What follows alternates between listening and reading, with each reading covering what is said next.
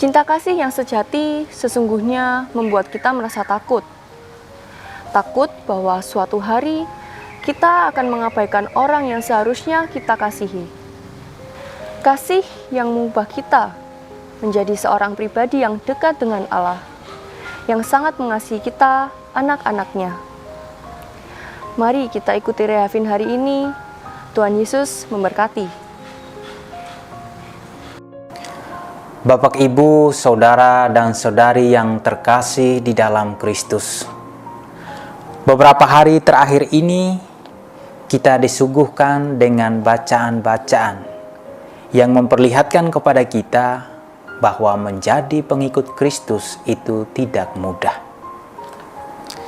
Dalam bacaan yang kita dengar pada hari ini, kita juga kembali diingatkan bahwa menjadi pengikut Kristus itu sungguh sangat sulit.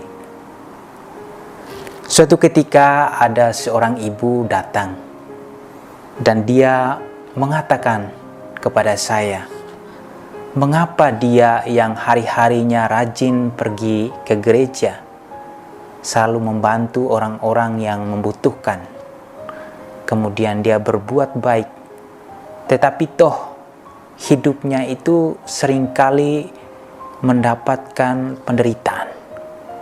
Seringkali dia mendapatkan hal-hal yang tidak enak.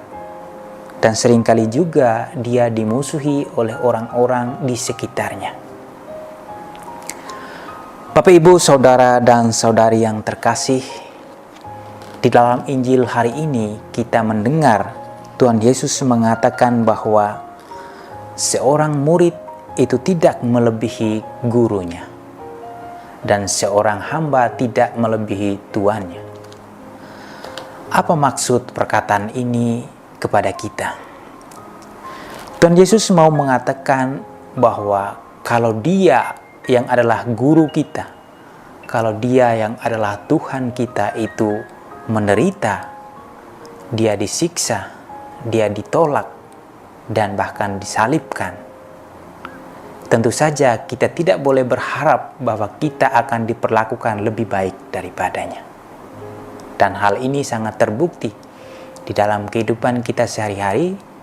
Ketika kita mau melakukan kebaikan, banyak sekali penolakan, atau barangkali kebaikan yang kita lakukan itu dianggap sebagai pencitraan atau bahkan ditolak oleh orang-orang yang kita tolong. Dan Tuhan Yesus sekali lagi memberikan kita kekuatan. Tuhan mengatakan jangan takut meskipun kita itu ditolak. Meskipun kita mendapatkan hal-hal yang tidak kita inginkan. Atau barangkali dalam hidup kita itu kita sudah banyak berbuat baik. Tetapi kita mendapat penderitaan di dalam hidup. Tuhan Yesus menegaskan bahwa jangan sampai kita takut terhadap hal-hal itu. Tetapi yang perlu kita takuti adalah kepada Allah sendiri. Dalam Injil hari ini Tuhan Yesus mengatakan 3 kali tentang jangan takut.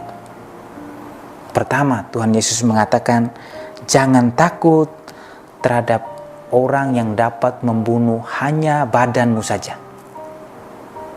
Tetapi yang kedua, Tuhan Yesus katakan kamu perlu takut hanya kepada orang yang bukan hanya membunuh badanmu, tetapi juga jiwamu. Artinya apa? Kalau kita takut kepada manusia hanya karena kita berbuat baik, hanya kita melakukan hal-hal yang diajarkan oleh Tuhan, itu berarti kita bukan sungguh-sungguh mencintai Tuhan.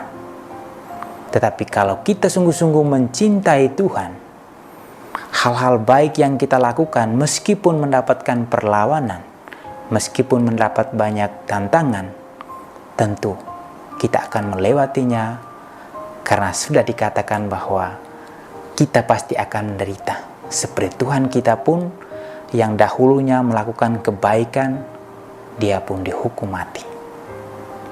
Bapak, Ibu, Saudara, dan Saudari yang terkasih, Santo Vincentius menuliskan bahwa kalau kita mempunyai kasih dalam hidup ini, meskipun tantangan yang kita hadapi dalam pelayanan kita, itu akan kita lewati dengan baik. Tuhan Yesus juga mengatakan hal yang sama, bahwa kalau kita mengasihi Dia, kita harus memikul salib setiap hari. Artinya bahwa kalau kita mencintai Tuhan, kita pun meneladani apa yang telah dilakukan, dan dengan konsekuensi bahwa kita pasti akan ditolak. Kita mungkin mengalami penderitaan, atau hal-hal yang kita inginkan barangkali tidak tercapai seperti yang kita inginkan.